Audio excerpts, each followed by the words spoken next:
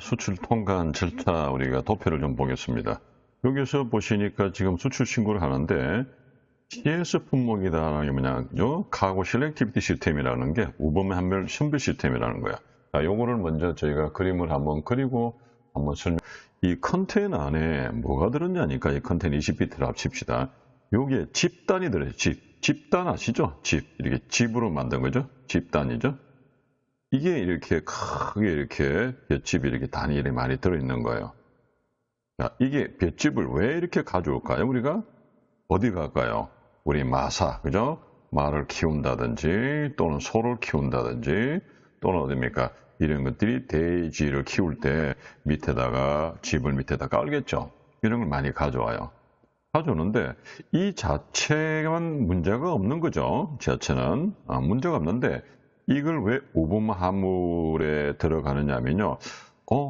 여기에 집단을 내가 큰 집단이 덩치가 크니까 이걸 하나하나 한 꾸러미씩 빼서 세간의 검사는 안 하거든요. 그러니 살짝 머리가 돌아가죠. 요 사이사이에 롤렉스를 하나 가짜 시계를 넣고 여기에 구찌 가방 하나 넣고요. 뭐 여기다가 뭡니까? 또 우리가 말하는 좀 장례삼을 좀 넣고 뭐 여기다가 또 뭡니까? 화장품을 좀 넣고 이런 마음을 싹 가지면은 우별적으로 범죄가 형성되는 화물이 되겠죠. 이런 화물들이 자꾸 하나 둘 쌓이면 리스트가 나오는 거예요. 이건 뭡니까? 카고 셀렉티비티 시스템의 CS라고 합니다. 그래서 이런 화물들 그리고 또 이제 컨테이너가 많이 이렇게 들어오면요. 꼭 이런 거 아니라도 우범 화물은 아니지만은 신발들이 많이 들어와요. 박스에. 그럼 그 사이사이 앞에는 여기에 문을 여는다 칩시다. 여기는 안 열리지 문이 컨테이너가. 그럼 앞에는 이렇게 문을 열니까 다 빼볼 수가 없으니까 앞에는 신발을 잔뜩 놓고 뒤에는 가짜 가방이라든지 시계류라든지 의약품이라든지 이런 거 가져 들어오죠. 이 커튼 작업이라 소리 많이 하죠. 이렇게 들어올 때 이 회사라든지 이 제품은 리스트에 올라가요. 그래서 이런 제품들을 우리가 뭐라 하냐면 우분 화물이라 해서 이런 화물들을 선별하는, 그래서 화물 자체는 문제가 없지만 그것을 사람들이 잘못 오용해서 이렇게 범죄를 저지르겠죠. 이런 것을 우리가 우분 화물이다, 그죠? 하겠지만 이 수출 신고를 하면요, 먼저 컴퓨터상에서 그것이 우분 화물인지를 먼저 점검을 하고요. 그리고 자동 승인 품목은 바로 그냥 우리가 제출하면 신고하면 바로 적재항으로 바로 부두로 CY로 바로 들어가겠죠. CY로. 그런데 서류 심사를 해야 될 그다음 서류를 한 번 더 검토하고요. 내가 물품까지도 검사하고 물품 검사하고 서류 심사하고 이런 단계로 갑니다. 그래서 이건 자동 승인 품목이고 그냥 서류 심사 품목이고 물품 검사 품목이겠죠. 이거는 조금 까다롭게죠. 우리가 정확하게 서류하고 물품을 같이 해야 될 만한 그런 제품들이 있겠죠. 그리고 나서 적장에 가서 다시 한번 검사가 필요한 것들이 있으면 우리가 적재진 한 번 더 검사하고요. 그렇지 않은 경우는 바로 선적을 해서 배에다 실습니다. 배에 실은 뭐가 나와요? 선화증권이 나오죠. 그죠? 비엘이 발생합니다. 자, 그러면은 앞 시간에서는 저희가 수출 신고를 이제 여기까지 했고요. 그 다음 두 번째가, 자, 보시는 게 수출 신고의 장치별 신고는 어찌 되냐. 우리 수출 신고는 장치 장소별로 따로 신고합니다. 예를 들어서 이런 창구에 하나 있다면은 저쪽 곳에 창구 있다. 그럼 두 개를 이렇게 따로따로 신고를 해야 되는데 동일한 세관에 동일한 관할구역에 있다면요, 두 곳 이상이라도 한 건으로 가능하다. 대신에 화물이 같아야 되겠죠. 이 화물 다르고 이 화물 다른 건 말랍니다. 같은 화물인데 이렇게 같은 지역에 세관의 관할구역 같은 지역에 창고에 두 개 있다면 두 개를 한 건으로 취급합니다. 한 건으로. 그렇지만 물량이 다를 때는 전혀 다른 아이템일 때는 두 건으로 신고해야 됩니다. 자, 그리고 좀 전에 보신 것처럼 자동 승인 품목이 있고 서류 심사 품목이 있는데 서류도요, 종이 서류가 있고 전자 서류가 있어요. 종이 서류는 아직까지 종이로 우리가 주고받아야 될 필요가 있는 것은 반드시 첫 번째가 뭐냐면 세관장이 확인해야 될 그런 대상 물품입니다. 그래서 지금 그 물품하고 그죠? 신고하고자 하는 서류하고 확인할 그런 제품일 때는 우리가 종이 서류를 들어갑니다. 주로 어떤 겁니까? 계약 물품하고 상의해서 재수출하는 거. 그럼 계약했던 그런 서류하고 이 제품하고 재수출한다는 게 그냥 재수출이 그냥 정말로 수입에서 재수출 잘못돼서 가는 건지 아니면 그냥 우리가 수출하는 건지 다르겠죠. 재수출 조건부로 수입된 거 있죠? 이런 거. 그 다음에 재수입 시 재감면, 자세히 말해서 세금을 감면을 좀 받은 거죠. 감해주거나 면세받는 감면이랍니다. 이런 것들을 세관에서 검사를 요청하는 물품들은 종이 서류가 제출합니다. 그리고 또 시스템상에서 종이 서류로 제출하라 는 것들. 그런데 이런 종이 서류라도 그냥 종이를 다 주는 게 아니라 이 종이를 뭡니까? 우리가 스캔을 떠가지고 전자 이미지로 전송을 해도 됩니다. 그냥 종이로 그냥 직접 주기보다 이 종이 서류를 우리가 스캐닝 해가지고 그죠? 파일로 이렇게 보내도 무방합니다. 자, 전자전적 방식은 말 그대로 종이 서류를 제출하는 그죠? 그런 선화증권이나 송품장이 뭐죠? 우리가 말하는 상업송장이죠. 포장면서 이런 것들을 아예 처음부터 종이를 만들어 스캐너 이렇게 전자이미지로 만드는 게 아니라 처음부터 전자서류 방식으로 들어가는 거죠. 온라인 전자 방식이죠. 이런 거는 우리 회사하고 만약에 은행에 그죠? EDI 시스템이 있죠. 그럼 은행의 EDI 시스템을 통해서 우리가 아예 종이를 발행하고 그 프로그램 안에서 상업송장을 그죠? 커머셜 인보이스를 만들고 그리고 패킹 리스트를 만들어서 그냥 버튼만 콩으로 전송만 하면 되죠. 종이 서류가 아닙니다. 스캔을 뜬 게 아니에요. 이런 것을 전자적 방식, 온라인 방식이라고 합니다. 자, 이렇게 우리가 신고하는 방법이다죠. 자, 그럴 때 전자문서를 전송했을 경우에, 이런 경우에 수출 신고가 언제부터 효력이 발생하냐면 내가 보낸다고 다 되는 게 보내서 확인돼서 통관 시스템에서 신고됐습니다라고 부여가 되는 시점이 내가 수출 신고가 시작된 겁니다. 즉 다시 말해서 우리가 뭐 보내면은 예 들어왔습니다 뭔가 이렇게 접수하면은 내가 예 받았습니다 하고 뭔가 확인하면 뭐 확인되잖아요. 확인하죠. 내가 신청을 한 게 확인됐습니다는 거죠. 그런 겁니다. 그렇게 확인되면은 신고 그죠? 확인되면은 신고 번호가 나와요. 예 몇 번째 몇 번 번호입니다. 그러면 나오면은 바로 그게 수출 신고가 된 겁니다. 자 그리고 이 서류는요. 자, 좀 더 말씀드리겠지만 이 수출에 관한 서류는 3년을 보관해요. 수출에 관한 서류. 그러면 예를 들어서 수입에 관한 건 뭡니까? 5년 보관합니다. 자, 거기에 좀 이따가 서류가 나올까요? 그래서 이 서류를 우리가 보관을 하는데요. 이 보관을 하는데 누가 보관을 하느냐면요. 우리 화주가 보관하는 게 아니고 원래 수출 신고는 누가 해야 돼요? 관세사가 하죠. 그래서 관세사가 보관합니다. 관세사가 이렇게 하나만 더 가면요. 자 여기서 이런 종이 서류가 들어올 때 보관은 세관에서 합니다. 세관에서 종이 서류 보관은 그리고 지금 우리가 하는 이런 전자적 서류는 누가요? 관세사가 보관하는데 3년이에요. 자 그래서 어떤 서류가 3년인가 잠깐 다시 한번 보시니까요. 수출 신고 필적 그죠? 그리고 수출 물품의 가격 결정이 어디 있습니까? 상업송장 그죠? 이런 거 포장면서, 그죠? 뭡니까? 선화증권, 이런 거 있죠?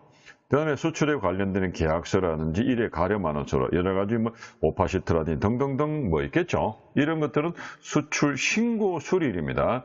수출 신고일이 아니고 수리가 돼야 되는 거죠? 그죠? 수리일로부터 3년이다. 누가 보관한다고요? 종이 서류는 세관에서, 그 다음에 전자 서류는 우리, 그죠? 신고한 관세사가 보관합니다. 그럼 아까 말씀드렸죠? 다시 앞으로 돌아가서 뭐라 그랬죠? 이렇게 말씀드렸어요. 수입에 관련된 서류는 5년 보관한다고. 그러면 하나 더 있죠. 우리가 수출 통관과 수입 통관과 또 뭐 있었습니까? 반송에 관한 것이 있죠. 반송은 2년간 보관합니다. 그래서 우리가 수입에 대해서는 5년 보관하고요. 수출은 3년이고요. 반송은 2년 보관한다고 좀 기억해 주시면 좋겠습니다. 자, 그렇게 말씀드렸고요. 자, 수출 품목을 이제 우리 자동 승인 품목도 있고 서류 검사, 그죠? 심사 품목도 있고 물품 검사 신문 있잖아. 수출 물품을 검사한다는 것은 수출 신고서가 접수되면요. 실제로 그 수출 신고되는 물품하고 그 서류하고 동일한 물품인지를 확인하는 절차를 세관 검사라고 합니다. 그럴 때 이런 제품들은 우리 물품 검사하는 제품들은 어떤 게 있느냐? 바로 이런 거죠. 어떤 게세요? 지금처럼 관세법상 규정에서 세관장이 확인하겠다고 한 그런 이제 확인 물품이 있고요. 그 다음에 두 번째가 아까도 위약 물품으로, 위약이 뭐예요? 계약 위반이죠. 위약 물품으로 재수출하는 거라든지 수입 시 아까처럼 재수출 이행의 면세 조건이 들어오는 거라든지 그 다음에 위조 상품이 있죠. 위조 상품이나 지식재산권을 침해할 우려가 없는 제품들, 우리 흔히 말해서 우리 그 유명 상표들 OEM 같은 게 들어오죠. 이런 것들은 우리가 검사 대상 물품입니다. 왜 짝퉁이 들어오면 안 되지 않어요? 그 다음에 이제 위장 수출이 가능한 거 있죠. 커튼 작업이나 이런 게 해서 의장할 수 있는 그런 게 있죠. 그 다음 기타 불법 수출의 우범성 정보, 누군가가 이제 정보를 제공하는 거죠. 그죠? 정보원들이. 이런 부분 대해서는 어찌 됩니까? 수출 물품을 서류뿐 아니라 물품 검사를 한다는 거죠. 자, 검사 시기는 그럼 언제냐? 수출 검사는요, 우리 배나 비행기, 그죠? 비행기에 반드시 적재하기 전에 검사를 원칙을 하는데, 좀 전에 있었죠? 적재 후 검사하는 것, 주로 신선도를 유지한다든지 자동차라든지 그런 거 있었죠.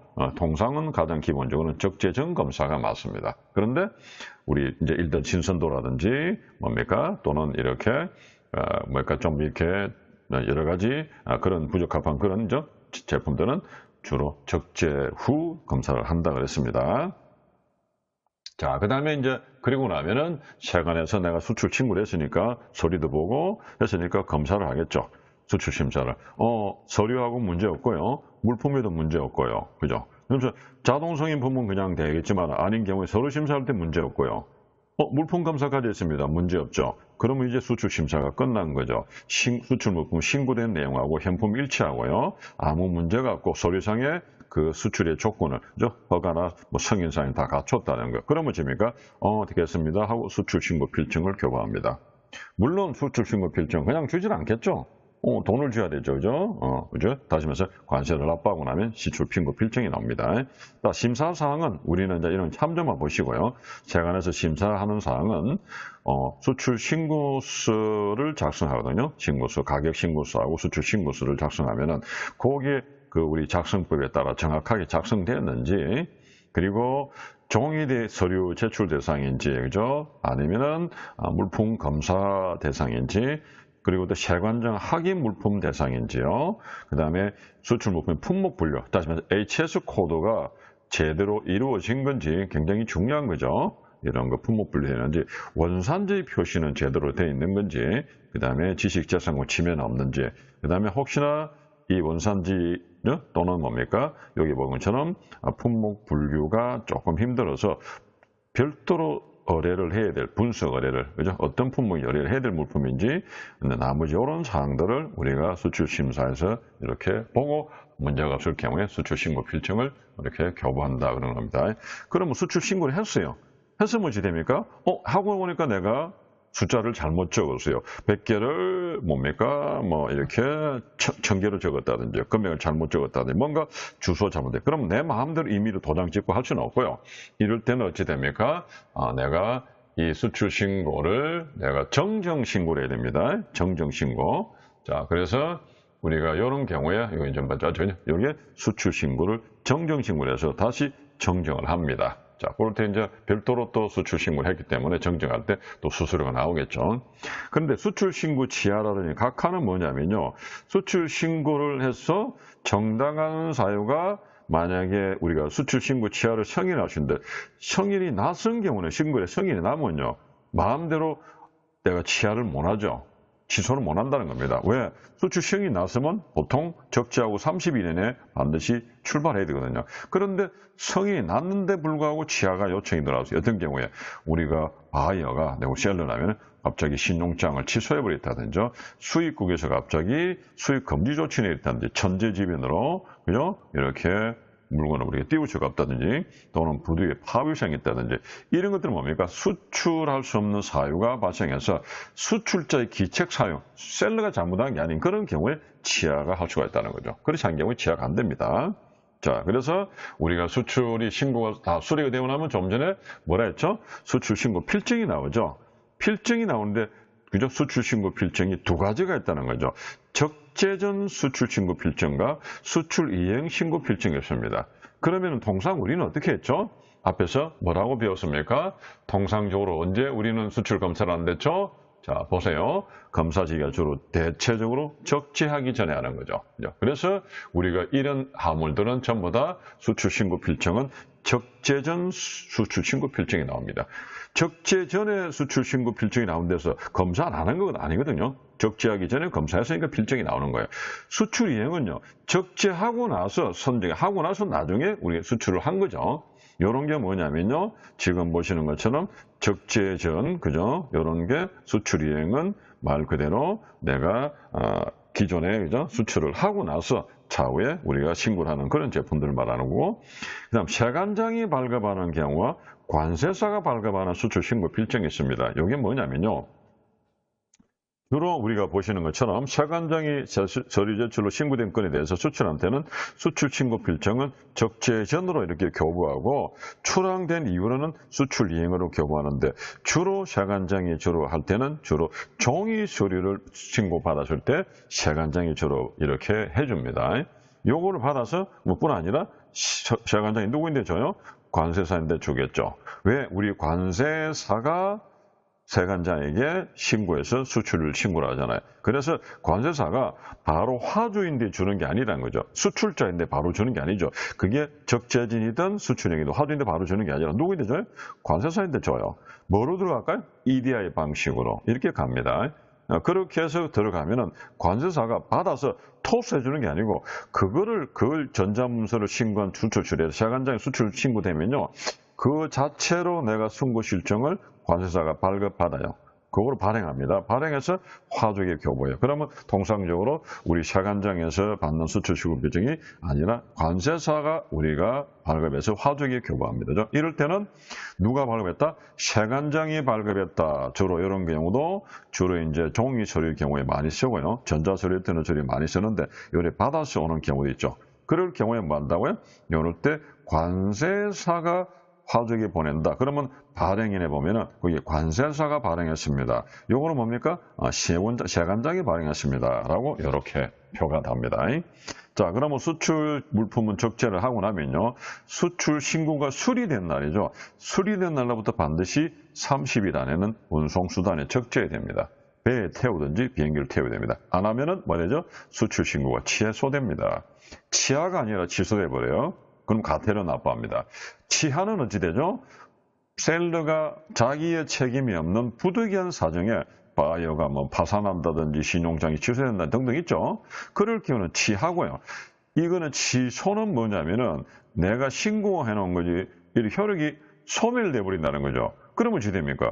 네가 신고를 해놓고 네가 이행을 안 했어요. 그럼 이거 위반이죠. 이럴 때는 위반했다가 과태료를 납부한다는 거죠. 그래서 반드시 수출 우리가 신고가 수리되고 나면 30일 이내는 반드시 이내는 우리가 운송수단에 비행기든 기차든 배든 적재해야 된다는 거죠. 자, 다음 페이지 마지막 한번 볼게요. 이게 수출 신고 필증인데 이제 적재전이죠. 그죠? 적재전에 통상하는 거죠. 그리고 우리가 볼 게 보시면은, 자, 우리가 또 하나 봐야 될 게 수출 대행자 화주가 있고요. 그 다음에 제조자가 있죠. 그죠? 구매자는 수입이고, 요까지가 우리가 수출에 관계되는 사람이죠. 그러면 내가 제조도 내가 하고 수출도 내가 하는 사람이 있고, 제조는 따로 하고 수출하는 사람 따로 있는 사람이 있죠. 왜? 우리가 이렇게 완제품을 구매하는 경우에. 그럴 때 뒤에서 나중에 우리가 관세 환급을 좀 보게 되거든요. 나중에 할 때 이 수출 환급도 나옵니다. 수입할 때 나오잖아요. 수입할 때 내가 좀 과다하게 납부했다든지 이러면은 돌려주는 거 아니에요. 그런데도 우리나라는 수출 드라이브 정책을 쓰면서 수출에 도움을 주기 위해서 수출 환급도 줍니다. 그럼 뭐를 봐야 되느냐? 여러분이 봐야 될 게 환급 신청을 중요합니다. 환급 신청인이. 이 환급 신청인이 여기 보니까 1번은 수출 대행자 수출하죠. 이 사람이죠. 그죠? 2번은 제조자죠. 그러면 제조자하고 수출 화주가 다르잖아요. 그러면 이 사람이 아리텍이 제조하고 제논 상사가 수출한 거죠. 그러면 제논 상사가 만약에 내가 관세를 받기 싶다. 그럼 어찌 됩니까? 1번 제논 상사 1번 적어야 돼요. 근데 제조업자가 만약에 수출 관세를 받고 싶다. 2번 쓰는 거예요. 그래서 이 환급 신청인을 이렇게 수출자로 1번을 썼느냐 제조에 2번을 썼느냐에 따라서 누가 환급을 받느냐는 게 중요한 겁니다.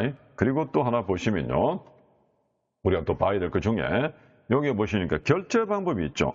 이게 결제 방법이 TT로 단순 청금 방식이다라는 거. 그럼 여기 나중에 LC가 나오면 LC 유산수가 LU죠. LU가 나올 기고 SIT는 LA가 나오겠죠. 그러면 DA, DP가 나오겠죠. TT 방식, 송금 방식이구나라는 거죠. 자, 그 다음에 또 우리가 하나 좀 보여줄게. 여기에 좀 보시면은, 여기에 보시면은, 조금만 내려갑시다. 자, 여기 보시면 뭐가 있죠? 세번 번호가 뭐예요? 세번 번호가 HS 코드입니다. 세 번이 HS 코드가 우리나라는 총 10자리죠. 그래서 뭐라 했으면 3108, 9038이죠. 여러 10자리가 있죠. 그런데 우리 통상 6자리까지는 만국 공통으로 했잖아요. 6자리는 주로 어디 갑니까? 원산지 증명서에 CO에는 6자리만 작성해요. 그런데 우리 세관에서는 10자리를 작성합니다. 근데 요거는 우리가 수출해 우리나라에서 필요한 거니까 우리나라에 하는 거고 수출용에서는 이렇게 세관에서는 이렇게만 표기합니다. 또 하나 볼까요? 신고 금액 있죠?